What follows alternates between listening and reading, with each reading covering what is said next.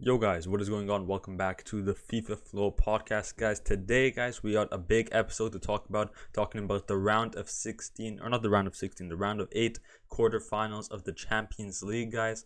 We're going to be talking about Paris Saint-Germain versus Barcelona coming back home, the historic Champions League matchup between the two teams. Of course, we've had La Remontada in the past, and then during the COVID times where PSG dominated Barcelona. So we're going to talk about a bit of those, like how that could affect, like how the history kind of makes the importance of this game very big. Of course, with the state that um of these two clubs are in now, it's going to be a bit of a different type of feel for this game, but it's definitely, I think, is probably the most dramatic game we're going to be having in the quarterfinals of this year's Champions League. We're also going to be talking about Real Madrid versus Manchester City. Of course, we've had this matchup in the past 2 years, consecutive years, guys. Of course, yet again, remontada with a 99% chance rate for Man City to win, 1% for Real Madrid, and of course the Rodrigo miracle bringing them to the finals, and then of course beating Liverpool in the finals. Of course, we had that miracle year, and then we also had last year where Manchester City got the revenge. They brought in Erling Haaland and they won the treble, of course. So they were added to the several teams who won a treble, of course. So we had that year as well of the matchup between the two of probably the biggest clubs in the world at the moment. We're going to be talking about that. And then we also have Arsenal versus Bayern Munich we're going to be talking about, which I think is a pretty interesting game. Of course, we have the history in the past. The last time Arsenal were in the Champions League, I believe, and they matched Bayern Munich as well. They lost 10-2 on aggregate, both at home 5-1 and away 5-1. So we're going to be talking about that. And of course, Arsenal, they're in a very good mood, a very good state of the club. Of course, they're finally, after over a decade now, title contenders. They're one of the best teams in Europe. And of course, this is a new historic moment because I believe, if I'm not mistaken, this is the first time in the club's history that Arsenal have made it to the Champions League round of 8, or the quarterfinals. So that's also a very special moment for them. My lights just turned off, but I think it should be fine. And then, of course, we have Atletico de Madrid versus Borussia Dortmund, which I think is an okay matchup. I think for both those clubs is probably the best matchup they could possibly get. I think they would all lose to the other teams. So I think for them, it's a pretty even matchup.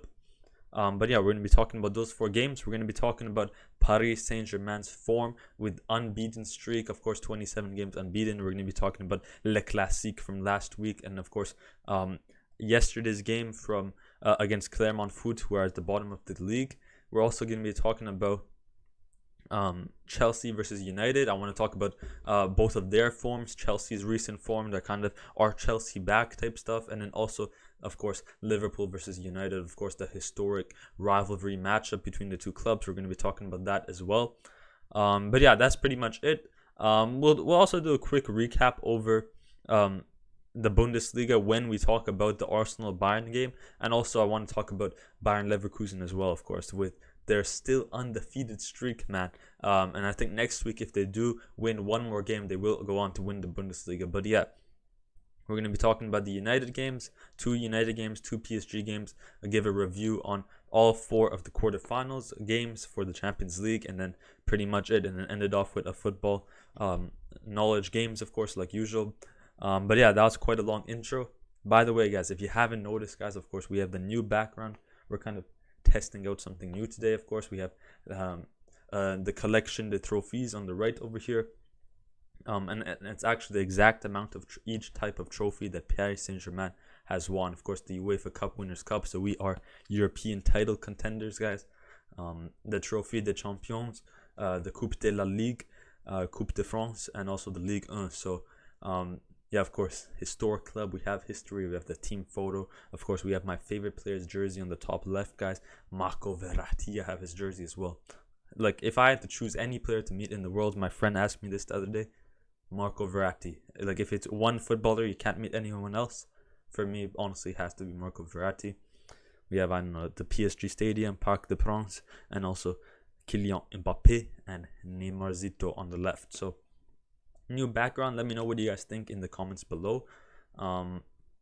But yeah, let's get right into it. So we also have a new background today as well. So let's just keep it like this. Let me know what you guys think. So we have like the Champions League theme because that's kind of the main theme today.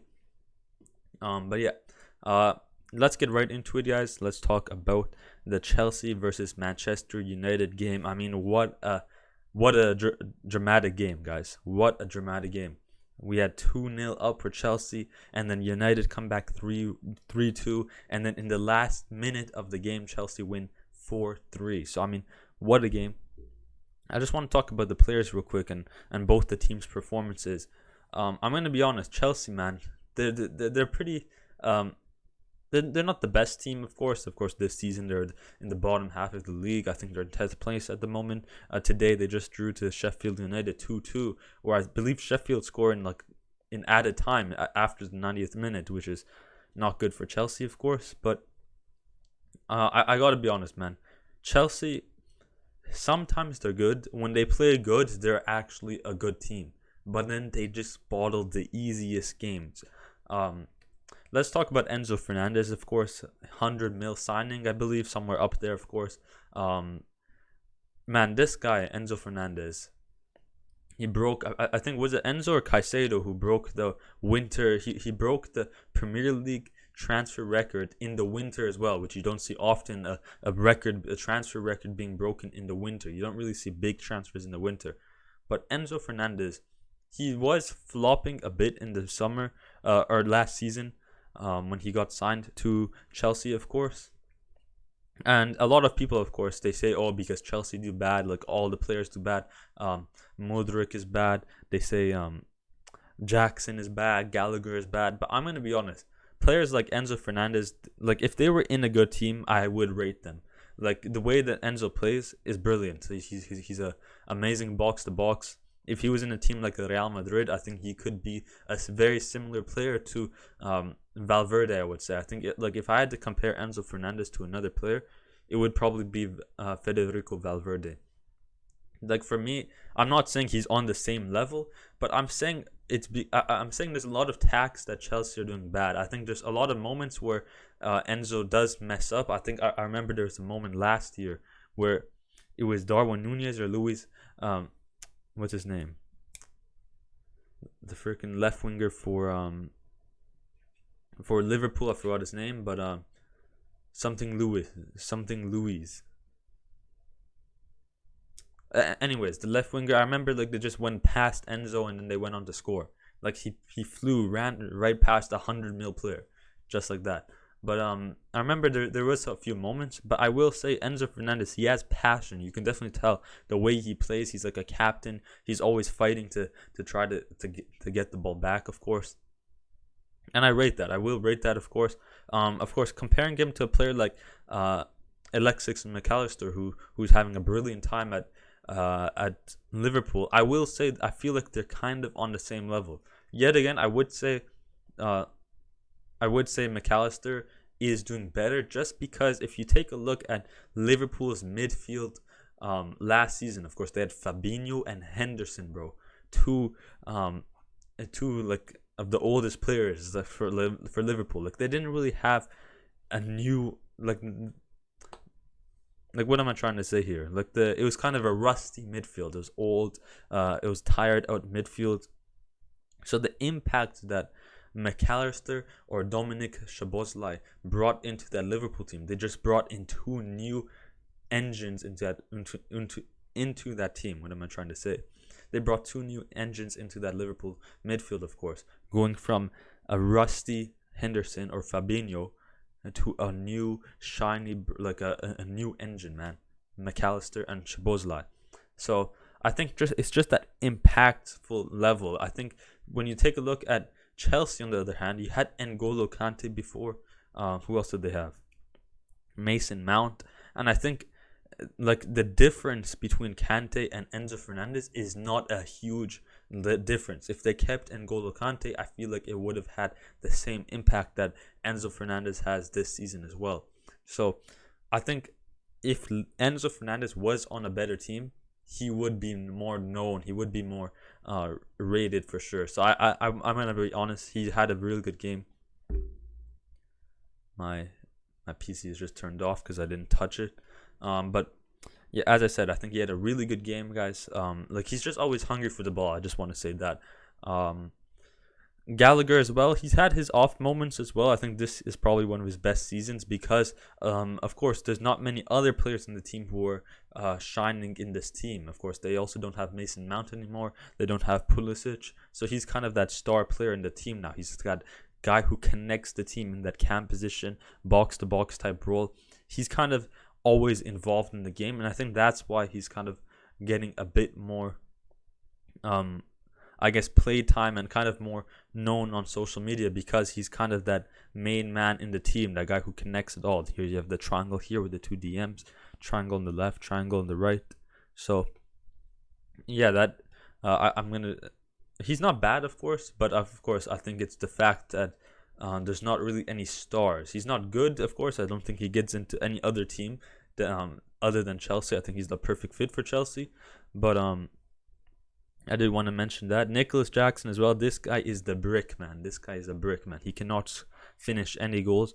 I rate, man, as bad as Raheem Sterling is, he's not bad, but Raheem Sterling is probably the best player on that Chelsea team.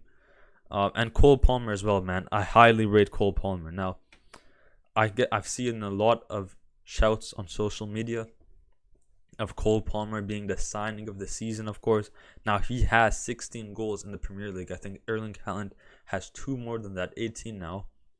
And keep in mind, Erling Haaland hasn't scored in 7 games now or something like that. I heard something like that. But I will say, Cole Palmer, there's a lot of outrageous shouts like signing of the season. I'm not going to go that far with it.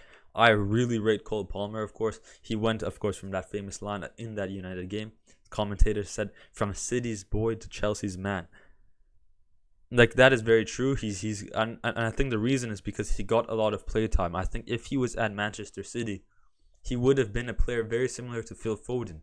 And the thing with City is you have to be patient, of course. Pep Guardiola is not a player who's going to go and trust a young player to play every game. He's going to be developing the player over time. You have to trust the process. Pep Guardiola is always a player who likes to mix the team around, always rotate the team, and you have to be willing to accept that you're not going to be playing week in, week out, unless you're a main player like Ederson, Rodri, Ruben Diaz, Kevin De Bruyne. But yeah, Cole Palmer, he got his playing time for sure.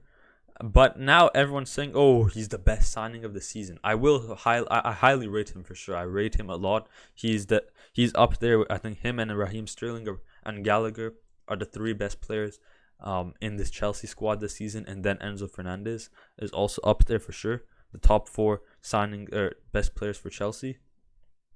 And I really rate Cole Palmer. I think he's the best one. The way he just moves the ball, he can carry the ball out the wing. This guy should have a lot of assists, man. He does create a lot of assists, but it's just how bad the players he has around him, of course, like Nicholas Jackson and Mudryk. They just cannot finish the goals, I think.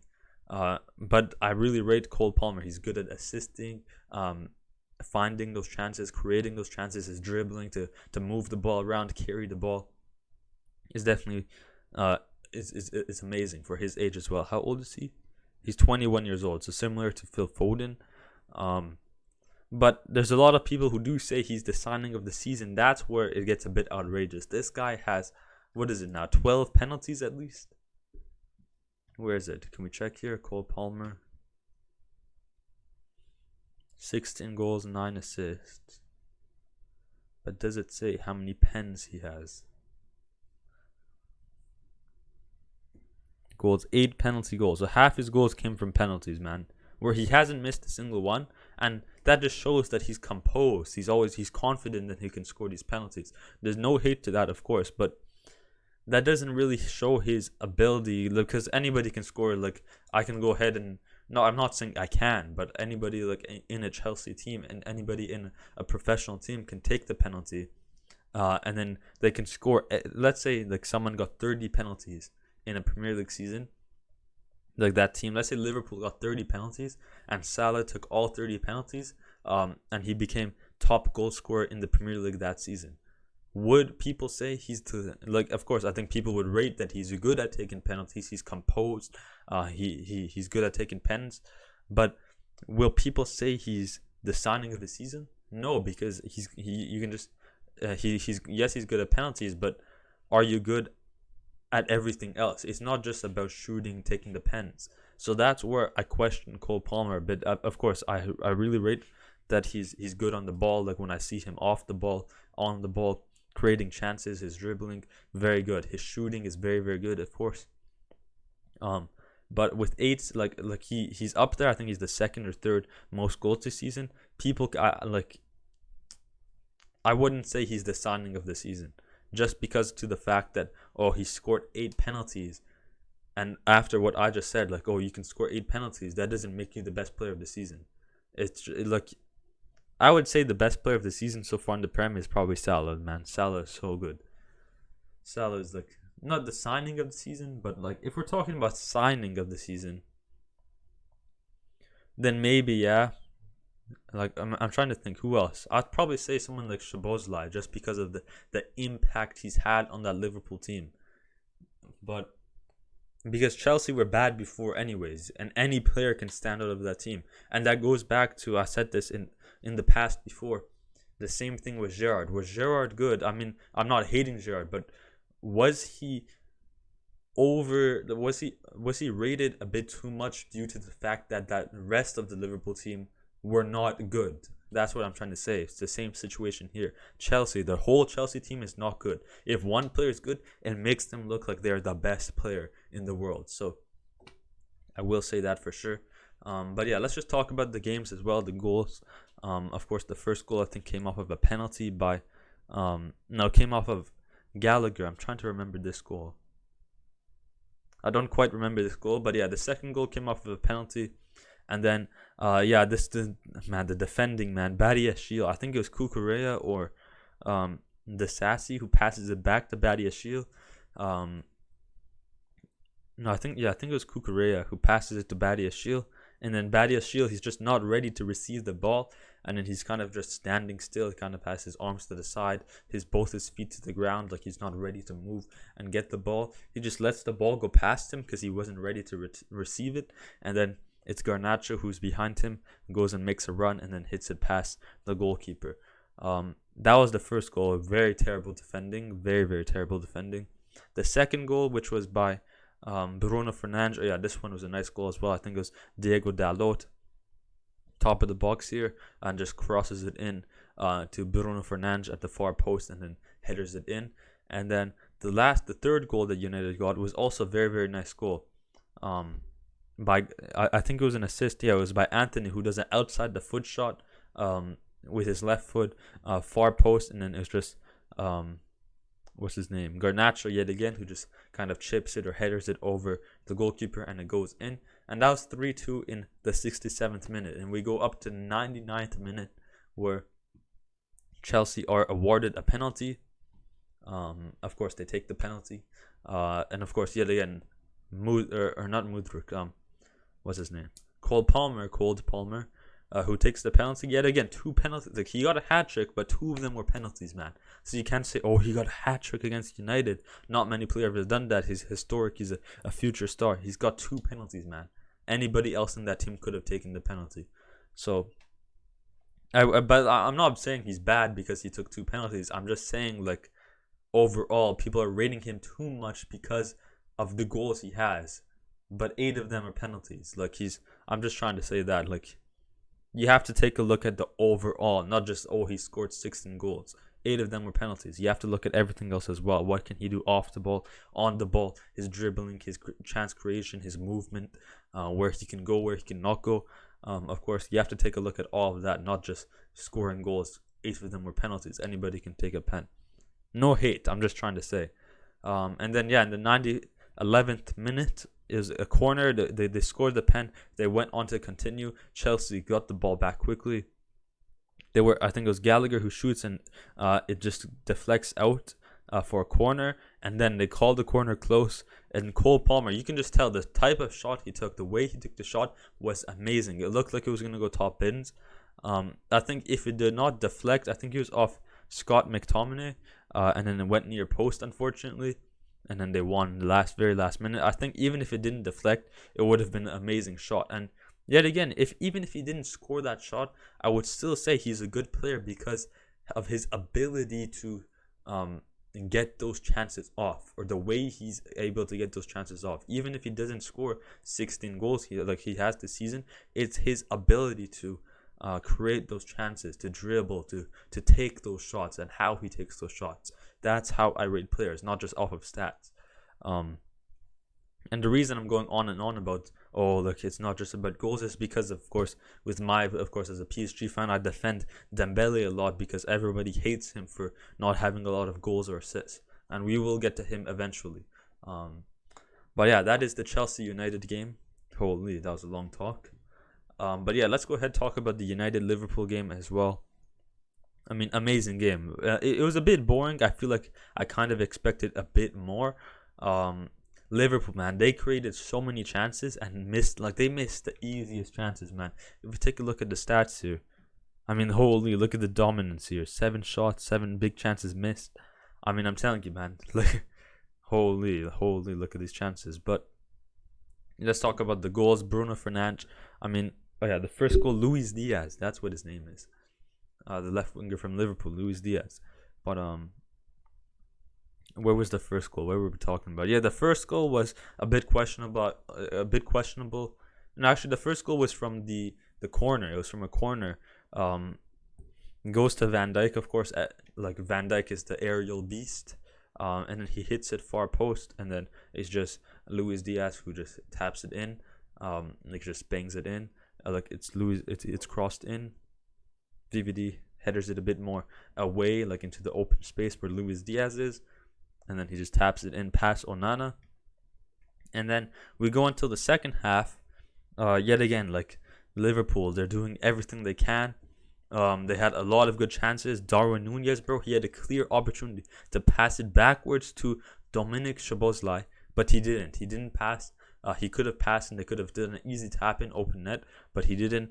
Luis Diaz had a few good chances. Mohamed Salah, McAllister, but just wasn't there today. But we go to the second half. The goal that Bruno Fernandes got was a bit lucky goal. I don't know what Kelleher was doing, bro. He was all the way out here, and then it was just an open net. He just hit it in. But I do rate, I feel like a lot of people, when, of course, they compare Bruno Fernandes to Kevin De Bruyne.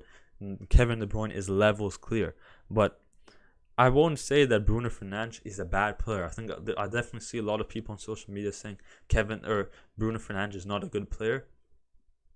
I'd say Bruno Fernandes is probably one of the top 3 players for United this season. I'm gonna say that.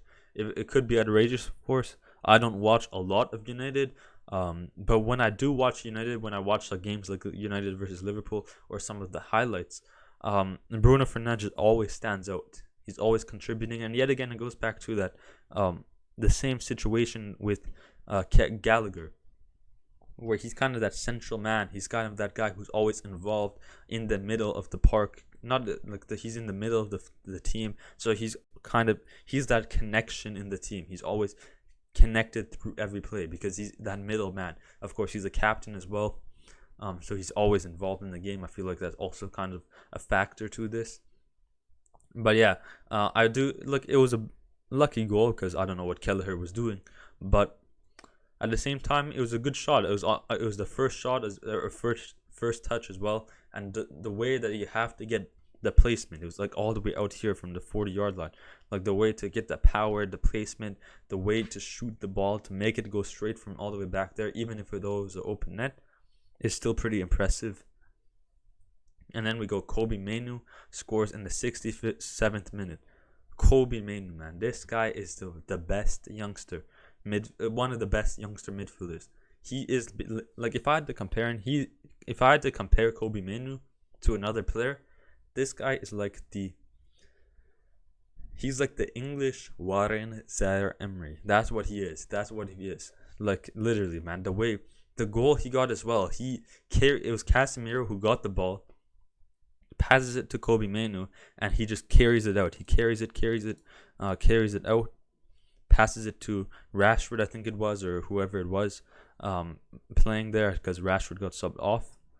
Or he got subbed off after the goal. But yeah, I think he passed it to Rashford, and then Rashford he was getting marked, so he passed it back to Kobbie Mainoo. And then Mainoo, he turns around and then just does a curler, top bins. Amazing shot by Kobbie Mainoo. But just his composure, carries the ball up. And the way he just turns and he just simply shoots. It's like he's relaxed, man. He's not forcing the shot. He's not like he's just, okay, let me just try to take a shot. He's not trying to make the space. Like, he's not forcing it. Even with the way he dribbles, like, he's taking his time carrying the ball, going into the open. He's seeing the space and let me run into that space. Man, he's like the English version of Warren Zaire-Emery. What more can I say? Box to box, he can do everything in the attack. He has defensive abilities. I love this guy. He's an amazing player. So yeah, that was the second goal, and then of course the third goal came from Mohamed Salah on a penalty. It was a bit questionable of a penalty, of course. I think it was, what's his name, Harvey Elliott, who dribbles the ball, and then it kind of looks like he's falling before he hits Wan-Bissaka. But I think that's just because he kind of tries to reach forward for the ball. It kind of looks like he leans forward, but then it's Wan-Bissaka who tackles, or like who ends up hitting Harvey Elliott, which then makes him, of course, have to go to the floor. And then the pen is awarded, and then Salah, of course, goes to the left side, I believe, and then scores the penalty. So not much more to say here. I will say, yeah, Liverpool, man, like United, Bruno, Kobbie Mainoo, Casemiro, brilliant midfield there. That's probably one of the it's a very good midfield, of course. Casemiro, of course, a legend in the game, in the midfield, with the trio he had at Real Madrid with Toni Kroos and Luka Modric. And then, as we just talked about, Bruno Fernandes, a captain and leader, always connected in the game. And Kobbie Mainoo, the English Warren Zaire-Emery.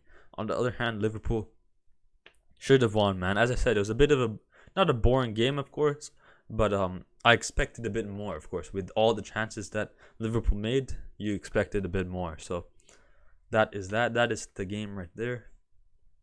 So yeah, let's go ahead and talk about the Paris Saint-Germain last two games for Paris Saint-Germain. Go ahead, take a look here at fixtures. So yeah, let's first talk about the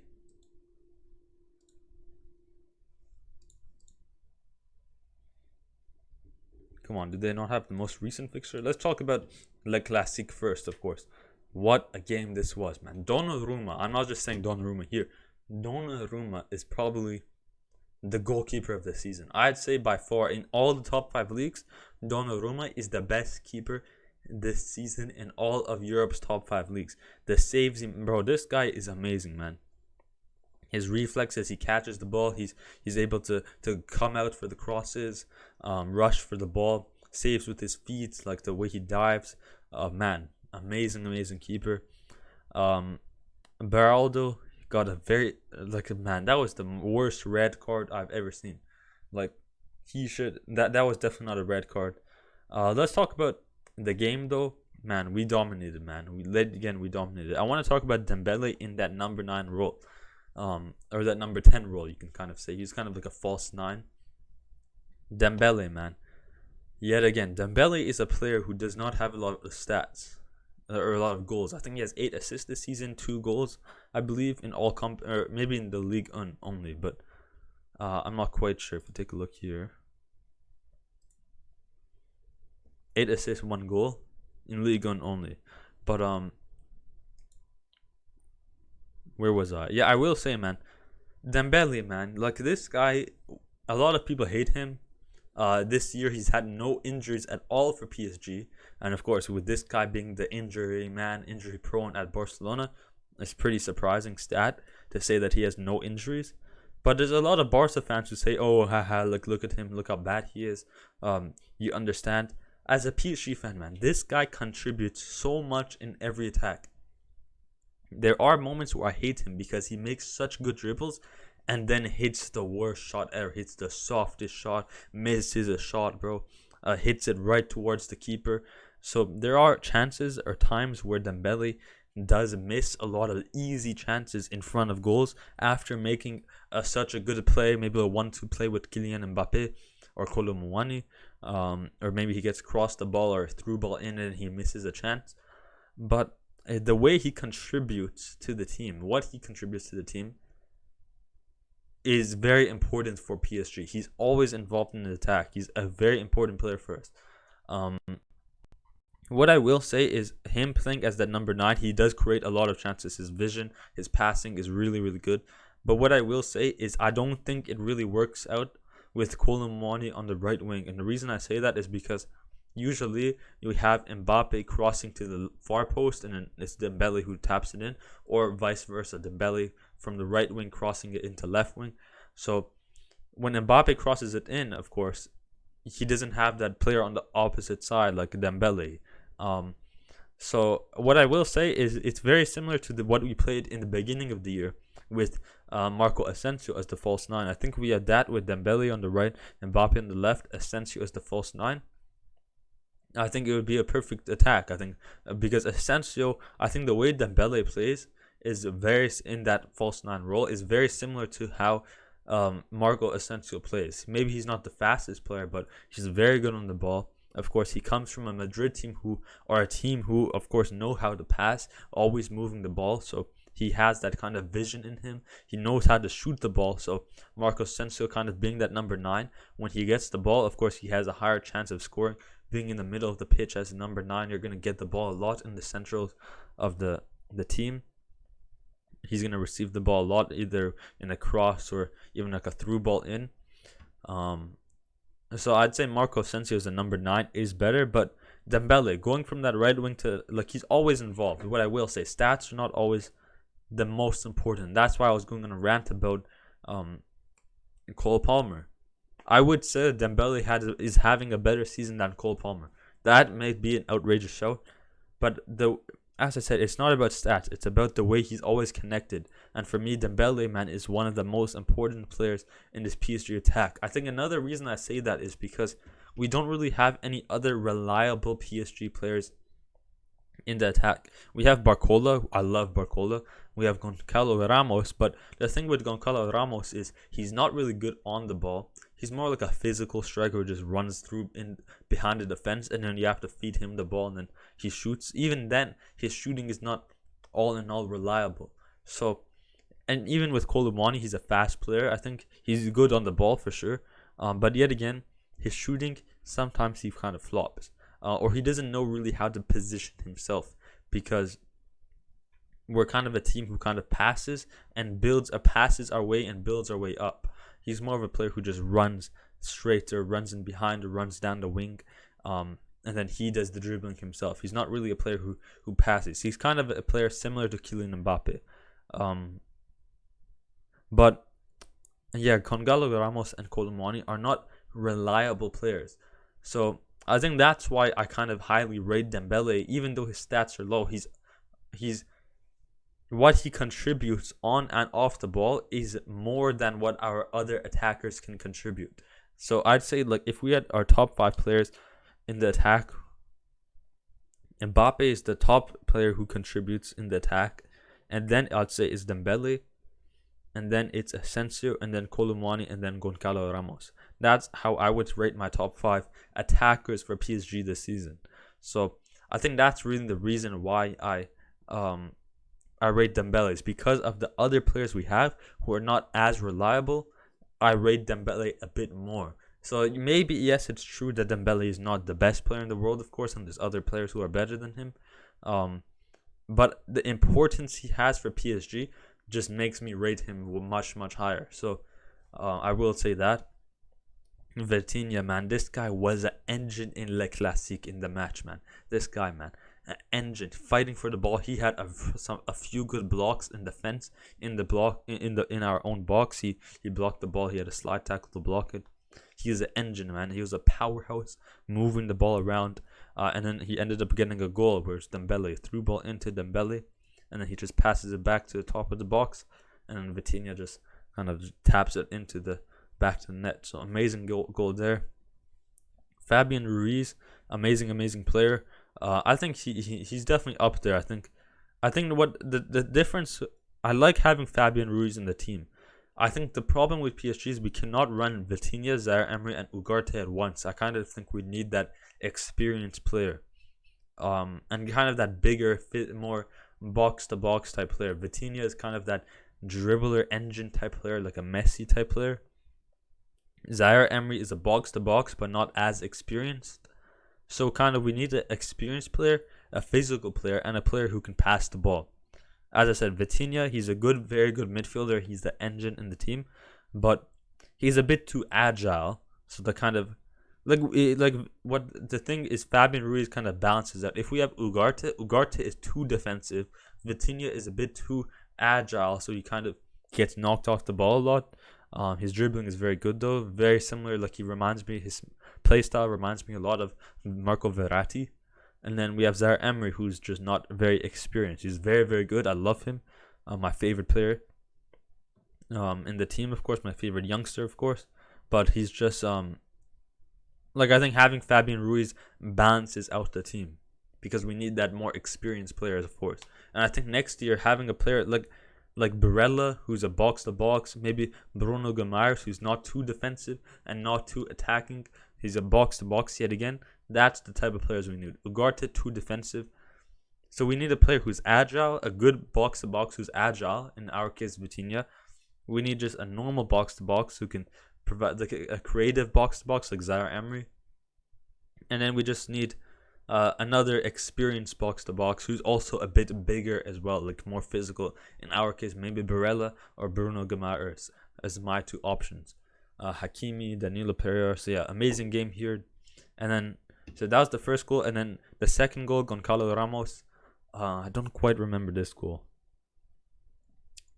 Fake PSG fan. No. I don't quite remember this goal. But yeah, all I remember, man, we dominated. I will say, though, Aubameyang, Marseille did have a few scary chances for sure. Aubameyang, man, this guy's still cooking. How old is this guy now? Like 33? 34 years old, man. I will say he's still cooking. We take a look at the stats. Yeah, Marseille did have a lot of chances, but the chances that PSG created, even though it's a low amount, what they created out of that low amount had a bigger effect than the amount of chances that Marseille had. So, yeah, that is that. And then let's also talk about the game against Clermont Foot over here. Let's just talk about it in general. Man, we had hey, let's just take a look. Take a look at Fought Mob. Here it is, a show here. Yeah, Clermont Foot, man. Kylian Mbappe making the effect to get subbed on, passes to Goncalo Ramos and scores in the 85th minute to keep our unbeaten streak alive. Even that goal against that we conceded so early on was just so sloppy as well. Like, it's open in the midfield. If we have Milan Skriniar and Danilo Pereira, both of them in the team against Barcelona this Wednesday, it's over for us, man. If we have both of them starting, bro, it's over for us, man. I'm actually done, because I'm not saying they're bad. I like the way they played. Like, they're good. I like them at PSG, but they're just not that they're just not that good, man. I don't know how to say it. I don't know how, they're kind of sloppy. They're too sloppy sometimes. We need a Marquinhos or Lucas Hernandez. We need someone who's composed, who's always ready to play. Lucas Hernandez, we need him, bro. He's literally our best player, the best defender. Yeah, man, this was also one of those days. It was one of those Liverpool games as well. It was like that exactly like that Liverpool United game. We had easy chances and missed the easiest shots, bro. Like, we just had shots after shots. We hit the bar like 2 times. We had a goal that was disallowed, and it was actually scored by the youngster Mayulu, man. Very, very good. I love this guy. What I'm hoping that PSG don't do it, which I doubt they'll do now, because we have Luis Campos, of course, our sporting director, and of course with Luis Enrique, who loves using these young players, of course, and giving them opportunities to develop and become a star. So I doubt we're gonna sell them. But what I hope that, like, you never know, I hope we don't sell our youth players. Like, in the past, we've sold so many youth players. We've sold Rabiot. What's the other guy's name? Adeli, I think he's Abeli or something like that. He's at AC Milan at the moment. We've sold Ferland Mendy. Who else do we had? In the attack, we had Kingsley Coleman, Moussa Diaby, Christopher Nkunku, because we didn't focus on our youth players. I mean, at the time, to be fair, we had an amazing team, of course, with RO8, Blaise Matuidi, Marco Verratti, Douglas Luiz, Thiago Silva. In the attack, we had Zlatan, Cavani, Neymar. Actually, Neymar wasn't there quite yet, but we had all those crazy players, man. So we didn't really we had all these big stars who needed to start every week that we couldn't give time for our youth players. Now with the likes of Luis Enrique and Luis Campos, who they're kind of moving into a new direction of focusing on the youth, developing the youth as well. So Mayulu, man, what a player, man. He's very similar player to I'd say he's like a Xavi Simons type of player. He looks like Nkunku. He dribbles like Xavi Simons. I don't know if that's racist or not, but anyways, he's an amazing player. He's a very good player. And Zagu, man, however you pronounce his name, he's like he's like, I don't know, how can I say? He's a very good fullback. He's good in the defense, in the attack as well. He's good at going up. He's a very physical player. Very similar player to Mukiele, I'd say. Very, very similar player to Mukiele. It was very unfortunate that Mukiele went out early this game. He was up in the attack, and then he collided with the goalkeeper, and then his mouth started bleeding, so he had to get subbed off. But yeah, I don't know why Luis Enrique doesn't start Mukiele a lot. I really like Mukiele. He's a very good. He's defensive. He's good physically, and even in attack, he contributes a lot. I don't know why he doesn't start a lot, but Zagu as well, very similar player to Mukiele. If I had to kind of match him to someone, Mukiele is the player I'd match him to. But yeah, this game, man, we dominated a lot. As I said, hopefully we we keep our youngsters. We have Mayulu, Zagu, whatever you pronounce this game. We have Mbappe's brother, Ethan Mbappe, whose contract does expire this summer, and there is a kind of they're kind of paused on extending his contract at the moment. But I think that's because they want to focus on the Champions League and not worry about contracts. They just want the players to worry about being the best they can be and being even better. But Ethan Mbappe, he's probably going to stay. He's not going to go to Madrid like his brother either. I think he's going to stay at PSG. What's the other guy's name? Kari, he's doing amazing at Lorient. So he's going to come back as well, hopefully, and hopefully we keep him as well. Cher Endur, I believe he's at Braga in the Liga NOS, the Liga Portuguese. And he's doing very good, of course, the Italian midfielder Cher Endur. And then we also have Michut, who I believe is in the second division of the Ligue 1. I don't know which club exactly, but I see some highlights here and there. And he's also man, we are set for the future of our youngsters. And I hope we like Mayulu, Zagu, I hope we give them more playing time. If it's teams if it's a Clermont Foot, if it's the bottom teams, like Clermont Foot is in the bottom of the league and somehow we drew to them. As I said, it's a very unlucky game. It was just one of those games. We always have one of those games where we have amazing chances but just can't finish. At the same time, we were kind of using our B team. We had Skriniar, Danilo Pereira, Arnaud Tenas, because we need to prepare for of course, in Barcelona on Wednesday in the Champions League. So we were kind of letting our star players rest. But I will say we still perform very good for having a B-type team, not the main team. But at the same time, I'm a bit worried. Against Barcelona. Let's go ahead and talk about the Barcelona now. One more thing before we move on. PSG, of course, after that draw, it was unlucky, but I believe now there's 6 games remaining in Ligue 1. So that's 6 times 3 is 18. If Brest win all their 18 games remaining, or all their 6 games remaining, that gives them 18 points. 53 plus 18 gives them to 71 points. So PSG need 8 more points. Is that? As in they have to win their next 3 games. So and I think it's possible. Hopefully next week Brest have a challenging game. I believe they're playing Lyon. who are not the best team either. They're 10th place this season, but it's definitely going to be a difficult game. They're still a strong team. Who do PSG have? I think we have. Do we have Nice? I think. No, we also have Lyon. No, I think I went a week too much. You could check here. Let's just check on here. PSG matches. No, we do have Lyon. Our next game is Lyon. Okay, interesting. So, our next game is Lyon, and the game after that is Lorient. If we win both of those, that's 6 points. That is 6 points. So, hopefully, Brest can lose their next game.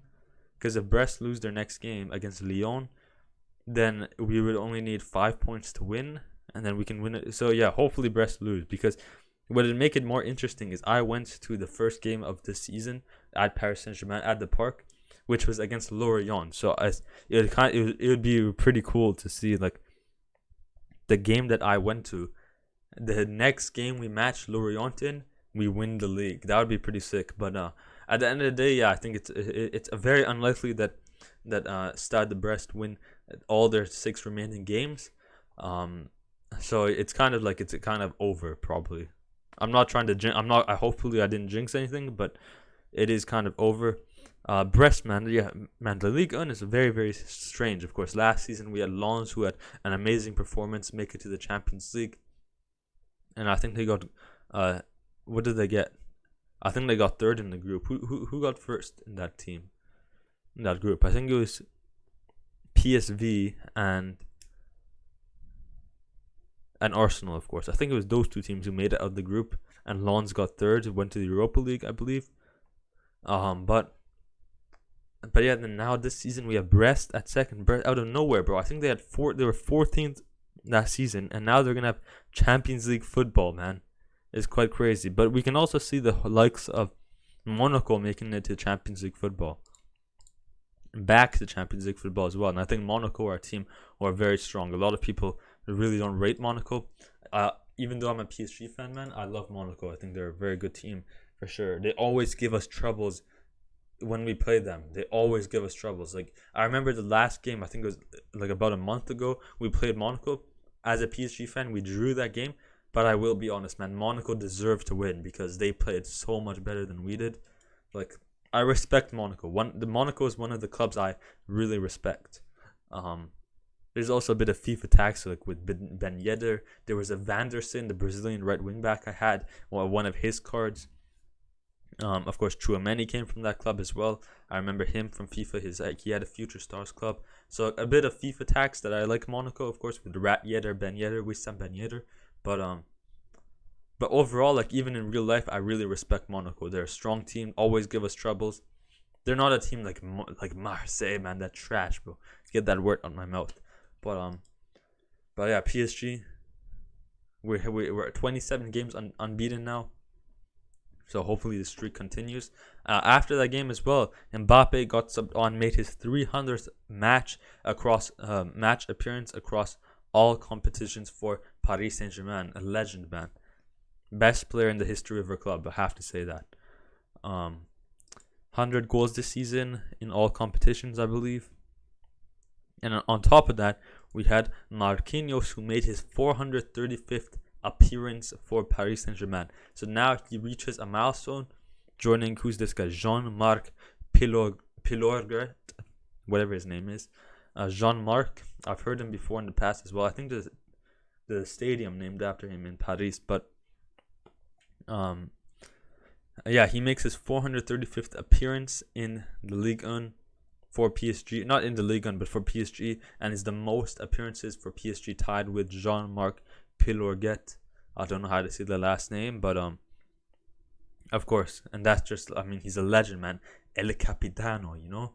My captain. I love him. He's our best. He's a historic center back, man. He's there every year. Him and Thiago Silva, him and Kimpembe. He was there like for the past 12, 13 years, I believe now. Amazing player. Legend, man, legend. What more can you say? So he's definitely breaking that record. I'd say around 480. I think he's gonna stay next season, so maybe around 480ish. But Yeah, I had to say that as well. Let's go ahead and end it off talking about the Champions League. We're not going to talk about Atletico Dortmund, but if I had to guess, so who's playing home first? Atletico home. Atletico are a good team. And for my sake as a PSG fan, if PSG were to go through, and I think we are going to go through, I would rather play Atletico because Dortmund gave us a struggle in that group stage, in the group of death, Group F. Dortmund, Newcastle, PSG, and AC Milan. I will be honest. Dortmund were a very difficult team. They were a very surprising team. I feel like a lot of people got predicting them to be third or fourth. Probably third. Newcastle fourth, and Milan and PSG at the top. They ended up topping the group, and gave us a struggle. Definitely gave PSG a struggle. I will say that. So for my sake, I think PSG easily beat Atletico de Madrid.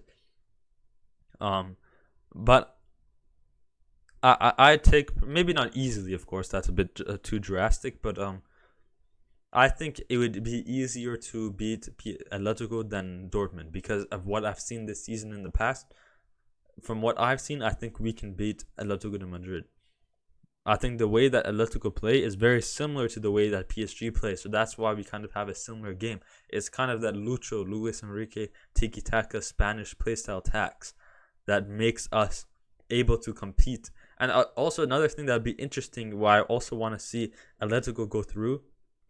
Yes, they're kind of the rats. I would prefer if Inter went through in the Champions League. Of course, if I wish they had won. But now that we have Atletico, hopefully, I prefer they win. Over here, I'd probably say I want Atletico to win. Like as a football, just looking at it, I'd prefer Atletico because Dortmund gave us a bit of a struggle. And also what would be interesting is we knocked out Real Sociedad. I'm hoping and I think we will knock out Barcelona, and then we go on to knock out Atletico, man. PSG, we're owning Spain right now. Imagine Madrid make it to the final. We beat Madrid. We knocked out all of Spain, bro. That'd be pretty cool. But yeah, I'd say Atletico. I hope Atletico win, and I want Atletico to win for PSG's sake. And even like if they don't, even if they do win, even if PSG don't go through, which I doubt it, I think Barcelona will lose to Atletico and Atletico will get a revenge. Because I think Atletico have a higher chance of beating Barcelona than Borussia Dortmund do. So I think in my favor, I want Atletico to win, because if PSG win, will go through to beat Barcelona and go through to the semifinals. I think Atletico are the easier team. And also if Barcelona go through, I think Atletico is the harder team for Barcelona, so they get their revenge for us. You got to think ahead, man, just in case things go wrong.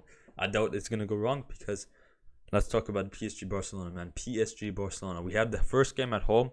Of course, the history of La Remontada, man. Of course, when was it? 2017, the year before Neymar joined. Man, that year, man. Of course, they knocked us out at home. It was what was it? 4-0 in the first leg, or 4-1 in the first leg.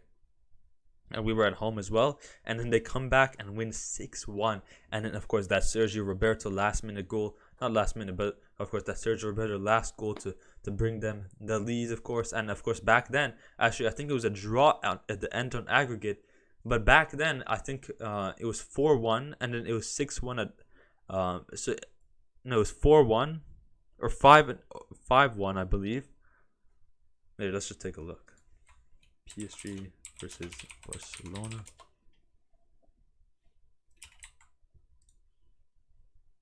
So yeah, it was 4-0, and then it was 6-1. No, I thought it was on aggregate. There was because the away goal rule, but it wasn't. Yeah, they came back. They won 6-5. Of course, we don't talk about those days, man. But in the COVID times, we went back and we beat them. We take a look. PSG versus Barcelona 2021 in the COVID season. We beat them 4-1. We drew 1-1 in the first leg, and then we beat them 4-1 at their own home, of course. Or was this? Yeah, in their own home, of course. The PSG team, man. This was probably the worst Barcelona team, bro. They had freaking, what's his name? It's the manager, Ronald Koeman, who's probably one of their worst, not their worst managers. He was decent, but like you had a kind of an old Gerard Piqué. You had Pedri, Gavi, and they were kind of getting a lot of playtime as well. And then you also kind of had not a prime PSG, but you had a very good PSG. You had Mbappe, who was the kind of that star player at the time. He was being really, really good. You had Neymar, who was good for PSG. You had a very good Verratti, who went on to win the Euros that year as well. So that was probably one of the better teams that PSG had, of course, in the recent years.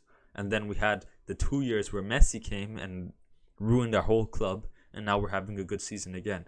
This year, so of course, we had La Remontada 4-0, came back 6-1, and then they won 6-5 on aggregate. We had the COVID dominance, of course, with against a Finnish Barcelona team, with Ronald Koeman, a Finnish Gerard Piqué, with a semi-prime PSG, of course, Mbappe, the star boy, Neymar, who's having a very good leg. I think that was the year before we had a good leg against Atalanta.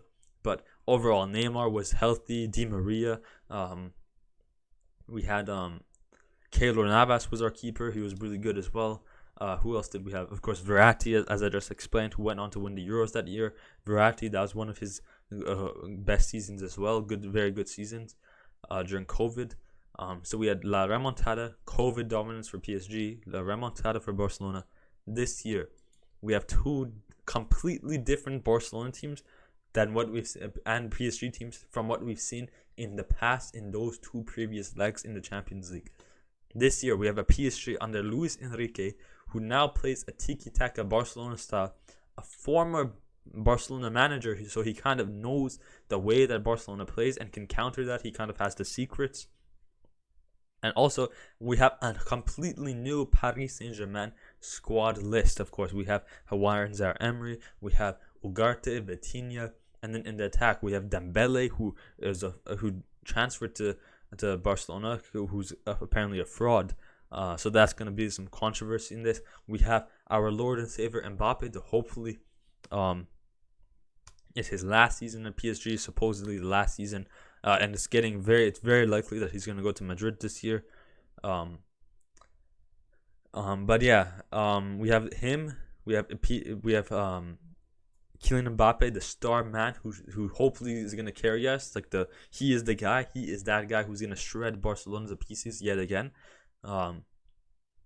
And then we have Barcola, we have Colomwani, and then in the backline we have Marquinhos, we have Lucas Hernandez, who's done a lot. We have the best keeper in top 5 Europes this season, Gianluigi Donnarumma. We have Hakimi, we have Nuno Mendes, who's back, and Nuno Mendes before injury, very, very good. Although he is injury prone, he will come back after a few months now. I am a bit worried about Nuno Mendes, he might not be the best player in our backline just because he didn't play for a few months.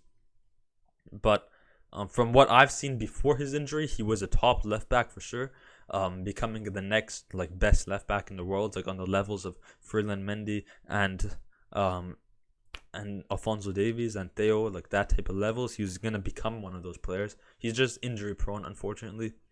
And then on the other hand, you have Barcelona, who have a very iffy Rafinha. He's not the best player in the world. They have Fernan Torres. I rate him. I rate Fernan Torres over Rafinha.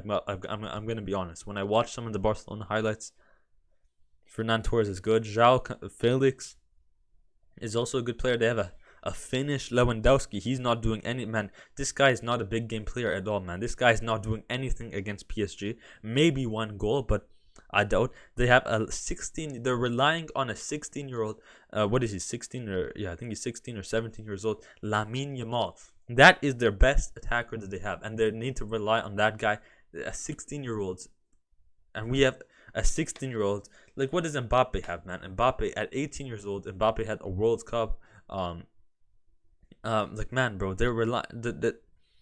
Barcelona have to rely on a 16-year-old to knock them out, because Lewandowski is not doing anything. This guy is a brick. He does not show up in big games.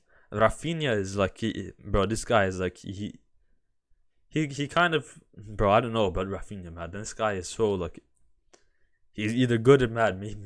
Sometimes maybe good, sometimes maybe bad, They have Fernan Torres, bro. That guy is not doing nothing against Barcelona either. like he's not doing anything either. They have João Felix, who I think is their second best attacker. And then who does they have in the midfield? Frankie De Jong, who I don't know if he's gonna play. We're not 100% sure. There are rumors on Twitter when I scroll like he's gonna come back. I think he was injured or something. They have Pedri, who's still injured. I don't know if he's gonna come back or not either. And who else do they have in that midfield? I don't know who. They have Fermin Lopez. They have Romeo, whatever that Romeo Juliet, Zidane wannabe guy. They have him. That's gonna easiest midfield ever. Like worst midfield. So sometimes they even play Christensen as a DM. So even though PSG's midfield is not the best, look at the Barca. The only good midfielders Barca have are Pedri and De Jong, who are even, I don't know if they're likely to play yet either. So attacking wise, PSG are better in the attack. I'd say if I had to make a combined XI of PSG versus PSG and Barcelona,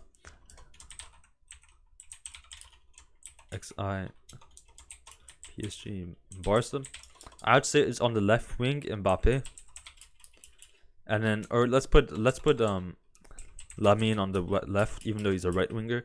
Mbappe in the attack, and then Dembele on the right.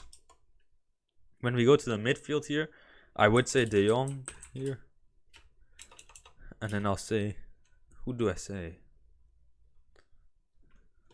Man, Pedri though. I don't know if he's gonna play though. I think, but if we're talking about just in general, I'd say Pedri and Zaire Emery.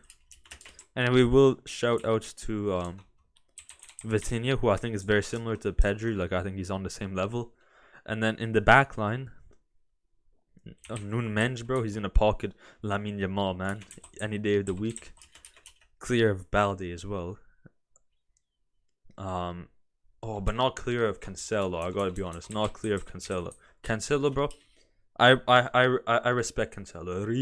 I respect Cancelo. He gave up 2 million of his salary in hopes that Barcelona are able to make his signing permanent, because right now he's on loan from City. I respect Cancelo. I think he's up there. Marquinhos is gonna be here. Araujo. But then Koundé. And then let's do bro, Koundé is not better than Marquinhos, bro. Is he, man? There's no ways. I'm not putting Koundé over Marquinhos, bro. Hakimi. And in the backline, Donnarumma over Ter Stegen, man. I don't want to hear it. Actually, it's very, very similar. Like Koundé is a shot. Let's put Ter Statues a shot. Like, it's very close. Maybe saying I don't want to hear it type stuff, that's a bit outrageous, but maybe there's a bit of bias here as well. But overall, like, how many PSG players do we have? 1, 2, 3, 4, 5, 6. And then there's 5 Barca players. So it's about even. It's very even. I will say.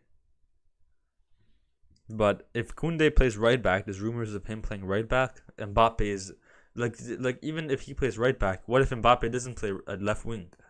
They're kind of screwed then at that moment. And then, yeah, Mbappe is gonna be, Araujo is gonna be in Mbappe's pocket, bro. Araujo is nothing against. Araujo and Koundé have nothing against Mbappe, man. They're not gonna do anything, bro. I guarantee that ain't happening. Because I'd say Eder Militao is better than Araujo, or maybe they're the same level. And what Mbappe did against Militao 2 years ago, I mean, Araujo has nothing against Mbappe. Koundé, I guess he kind of knows how Mbappe plays, but also vice versa. They kind of know each other from the French national team. And then on the other hand, yeah, man, the only good man, Lewandowski, is not doing anything. He doesn't do anything in the big game. I think this is going to be a very close game. I think it's going to be a very interesting game. Probably the most intense game, most dramatic game in this quarterfinals. I think PSG will win the first leg, maybe 2-1. And then the second leg might be a draw, or maybe another PSG win by 1 goal. But overall, man, like, I think both teams play very similar. I think the only players I'm worried about from this Barca team are Like, who am I worried about? I can't even name anyone. Maybe De Jong, because he's going to dominate that midfield compared to our midfield. Maybe Cancelo as well. And maybe Ter Stegen as well. Those are, maybe Araujo as well. Koundé I don't really care about. I think Araujo is better than Koundé. Yeah, I don't know. And maybe Koundé as well. Maybe on those five. The players I'm worried about on that Barca team are Koundé, Araujo, Ter Stegen, Cancelo, and Frankie de Jong. And maybe Lamine Yamal as well. Because I'm just worried that we're going to have a Man United PSG thing. When was it? 2018 or 2019, I think it was. I think it was 2018, where PSG are going to lose to a teenage team, United, and I don't want to see PSG lose to, like, I don't want to see Lamine Yamal, 16-year-olds carry Barcelona and knock out PSG. I don't want to see us get knocked out by a 16-year-old who carried Barcelona. So that's why I'm a bit worried about Lamine as well. But I don't think he's going to do anything. Nuno Mendes is easily pocketing Lamine Yamal. Marquinhos, like, Lewandowski is not doing anything against Marquinhos. And not in just in general, even if we don't have Marquinhos, he's not doing anything at all. And then we have Hakimi, who's going to do really good. And then in the midfield, Zaire Emery, Vitinha. And then, of course, Mbappe, Dembouz, and Barcola in the attack. The only part I'm worried about is, of course, I'm worried, like, I think defensively, Cancelo I'm not worried about. It's just in the attack, he contributes a lot. He's a player very similar to Hakimi. So if they're both on that left-hand side, Hakimi right back, Cancelo left back, I think it's going to be a good matchup and can kind of neutralize that side. And then Araujo, Mbappe, man, he's pocketing Araujo and Koundé. The only part I'm worried is Ter Stegen. I rate Ter Stegen. I respect Ter Stegen. I respect Ter Stegen because of course, he's a very good keeper, man. He was probably the best keeper last season as well. And this season, just injuries kind of ruined him. So, yeah, I'm going to say 2-1 PSG in the first leg. And then maybe on the second leg, it's either a draw or we win by 1. That's what my predictions are. Arsenal, Bayern Munich. Arsenal, man. I think Arsenal, of course, their first time in the quarterfinals, I believe, in the history of the club. And, of course, the last time, going back on history, Barcelona... or Bayern Munich beat Arsenal 10-2 on aggregate. The last time Arsenal were in the Champions League. The only part I think this year, I think Arsenal will win. But I'm not saying that because Bayern are doing bad in the Bundesliga this season. I think just because Bayern are doing bad in the Bundesliga this season, it doesn't mean they're a bad team. I think they're a very good team. Who do they have in the attack? I think Harry Kane, effect, of course. I think he's probably one of the most top goal scorers in the North London derby. And of course, Harry Kane played at Spurs. I think he's probably the top goal scorer in the North London derbies, like in overall in the history. And of course, now at Bayern Munich, I think he gets a lot of service as well. He's a very good player for Bayern. You have Alphonso Davies. You have Jamal Musiala, who's going to run that midfield. You have Joshua Kimmich. You have Leon Goretzka. You have Kim Min-jae, you have De Ligt, you have Neuer. You have that new guy, Bowie, who's doing really good for Bayern as well. Bayern have a very strong team. Yes, and they have Thomas Müller, of course. Yes, they're not doing good in the Bundesliga. That doesn't make them a bad team. I think they can I think they can put on a challenge against Arsenal. I think it's going to be very similar to that Porto game. Everyone was saying, oh, Porto are going to be an easy team to beat. I had told everyone from the start. I even said I think Porto will go through. I really thought Porto would go through. Like, even we can check my notes as well. Let's check. Notes. What did I say here? Who did I say to go through? I want to know.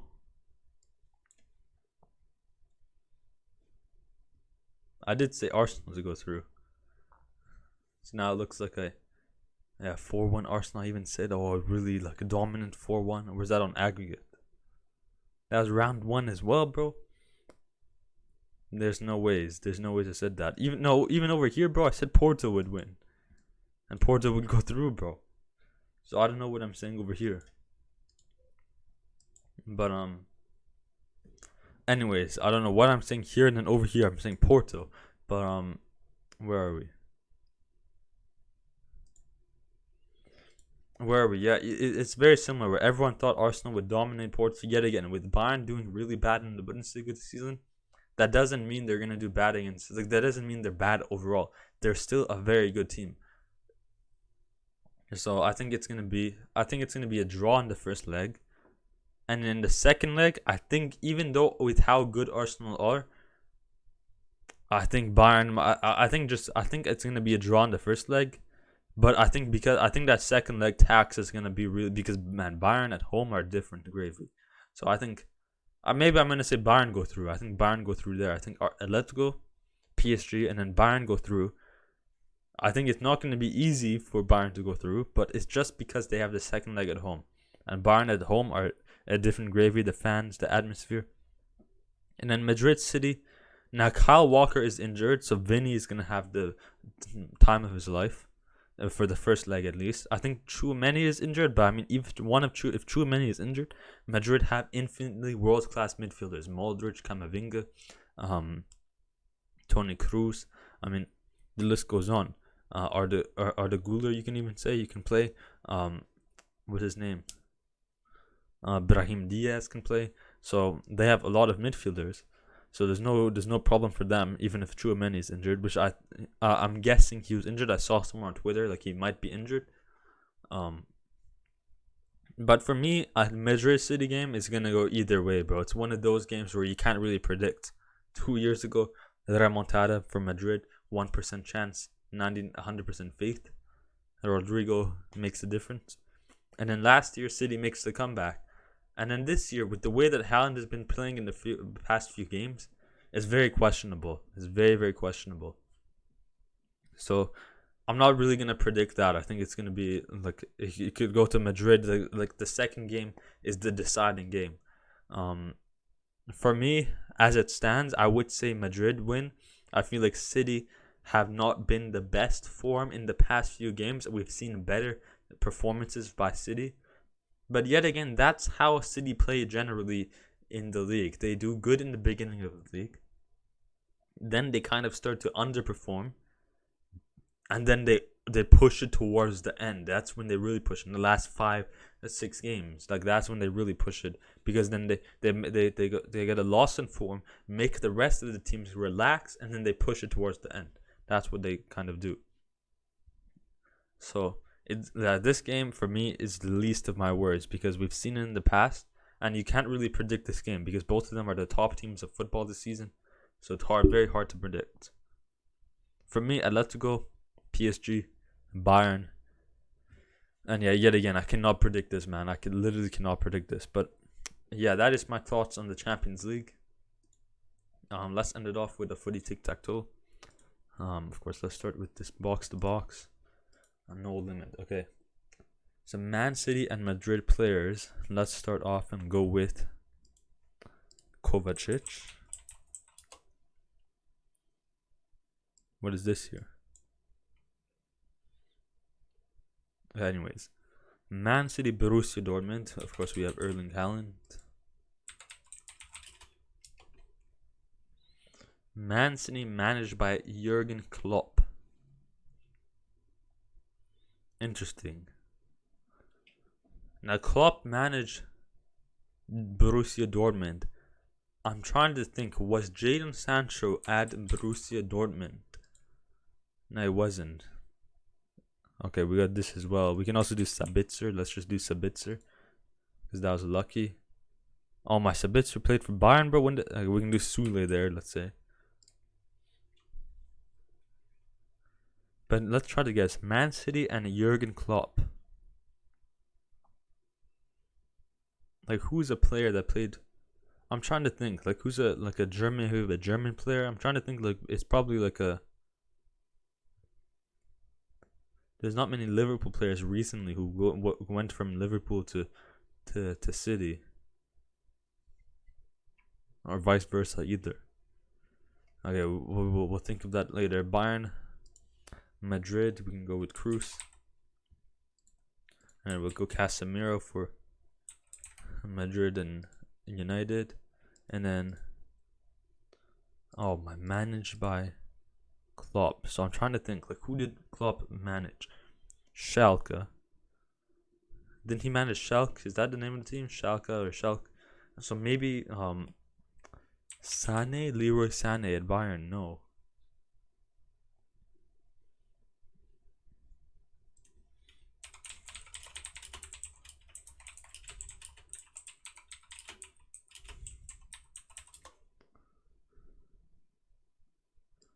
Under Klopp and Guardiola is probably good enough.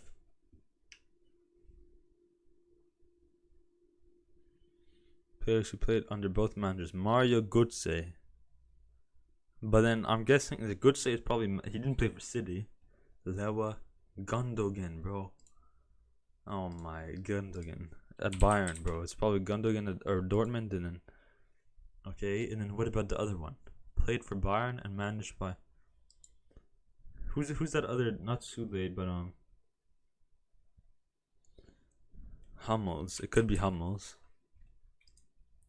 Yeah, because he played for Dortmund and then he also played for Bayern and then United and Klopp. I'm trying to think, like, is there any play for Borussia Dortmund? I guessed that I went for that Jadon Sancho guess, which was incorrect. I went for that Sabitzer guess, which was yet again incorrect. A player that played for United and managed by Klopp. So I'm trying to think like a German player or a Borussia Dortmund player.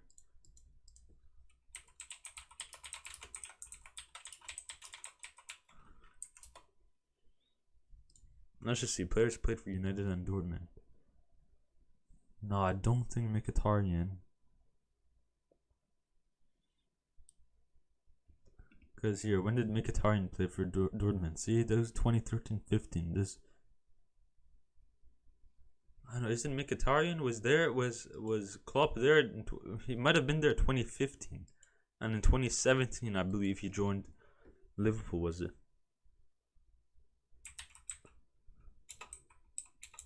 Mick.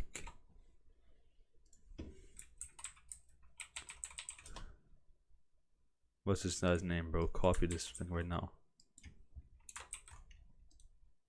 It was Mkhitaryan, bro. Yeah, I think Klopp was there in 2015. He went in either 2016 or 2017. I think he went to Liverpool. Klopp. John Liverpool.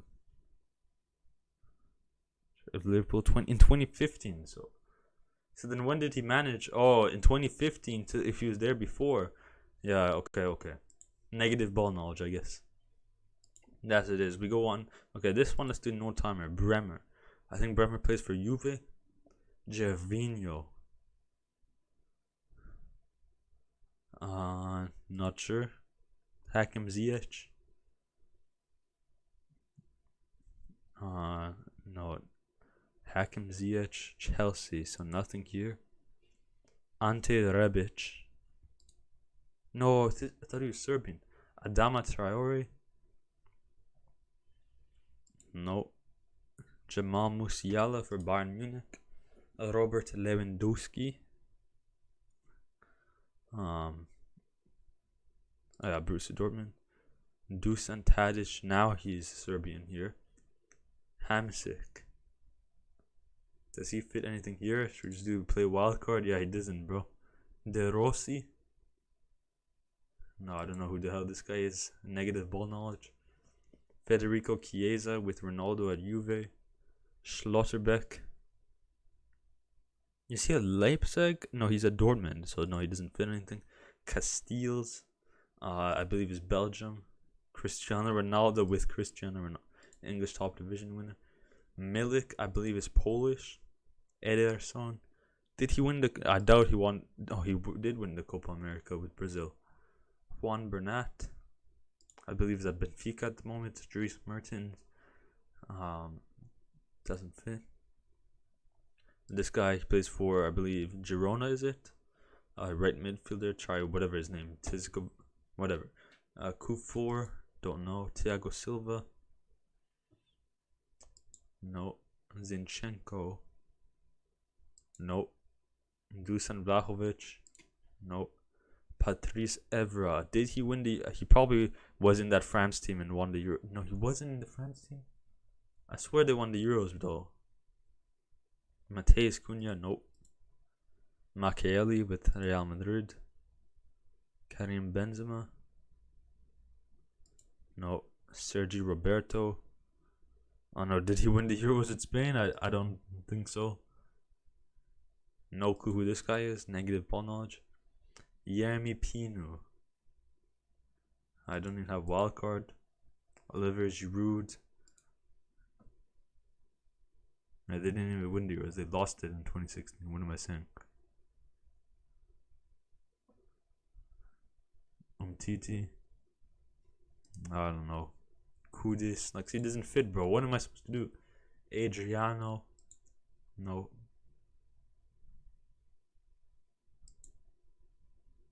Cahill. Like, I don't know, bro. Was he managed at Arsenal or something? Unlucky, bro. Negative ball knowledge there.